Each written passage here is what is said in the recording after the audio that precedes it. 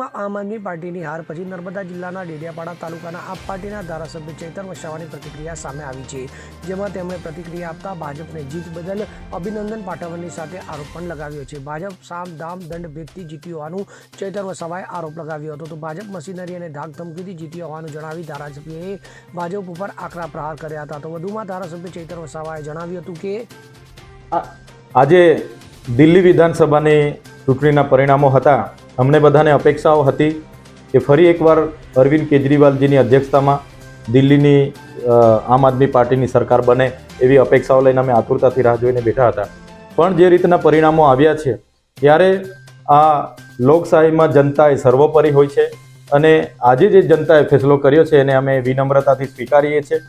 અને સાથે સાથે ત્યાં દિલ્હીમાં જે અમે કામની રાજનીતિ અમારા કેજરીવાલજી કરી રહ્યા હતા, જેમ કે વીજળી ફ્રીથી માંડીને તમામ બાબતોને લઈને, છતાં ત્યાં ભાજપની સામ દામ દંડ ભેદ નીતિ સાથે સાથે સરકારી મશીનરીનો ઉપયોગ કરીને એ લોકોની જીત થઈ છે, ત્યારે એમને જીતનો પણ અભિનંદન આપીએ છીએ। અને આવનારા દિવસોમાં ગુજરાત સહિત તમામ દેશમાં ફરી પણ અમે અમારા કેજરીવાલજીની માર્ગદર્શન હેઠળ આગળ અમે વધતા રહીશું। જે પણ લોકોએ આમ આદમી પાર્ટીના કાર્યકરો એ મહેનત કરી છે એમને પણ એમની મહેનતને પણ અમે આભાર માનીએ છીએ અને લોકોનો સહકારને પણ અમે આભાર માનીએ છીએ અને જે પણ ભાજપની સરકાર બની છે એમને અમે અભિનંદન પાઠવીએ છીએ। ખાસ કરીને વાત કરીએ તો દિલ્હીમાં આપણી સરકાર નથી, હવે આપણું અસ્તિત્વ કે દિલ્હીમાં અમારા સંયોજક અરવિંદ કેજરીવાલજી પોતે પણ હાર્યા છે, મનીષ સિસોદિયાજી પણ હાર્યા છે, પણ ચૂંટણીઓમાં હાર જીત થતી રહી છે, જેમાંથી આ એક અમારો જંગ હતો, અમે ખૂબ સારી રીતે લડ્યા છે, એની ખુશી છે।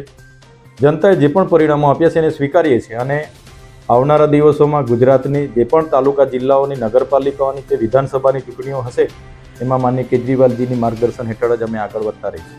ખાસ કરીને ચેતરભાઈ, આ જે પરિણામને લઈને ગુજરાતમાં આમ આદમી પાર્ટીના અસ્તિત્વને લઈને અનેક ચર્ચાઓનો દોર છે, કારણ કે હવે આમ આદમી પાર્ટીના જે ધારાસભ્યો 5 છે તો એમને લઈને કે કદાચ ભાજપમાં પણ જાય એવી અટકળો અત્યારથી ચાલુ થઈ ગઈ છે, એ બાબતે શું કહેશો? ગુજરાતમાં હાલના તબક્કે આમ આદમી પાર્ટીના 4 ધારાસભ્ય છે। અમે અમારી કામ કરી રહ્યા છે અને દિલ્હીના જે પરિણામથી થોડા અમે વ્યથિત તો થયા છે, છતાં અમારું મનોબળ મજબૂત છે। અરવિંદ કેજરીવાલજીનું માર્ગદર્શન મળતું રહેશે તો ચોક્કસ આવનારા દિવસોમાં ગુજરાતમાં આમ આદમી પાર્ટીને 2022માં અમને 41 લાખ મતો મળ્યા હતા, એનાથી પણ સારું પરિણામ આવનારા દિવસોમાં આવે એવી અમે ચોક્કસ અપેક્ષા છે અને પ્રયત્નો અમારા જારી રહેશે।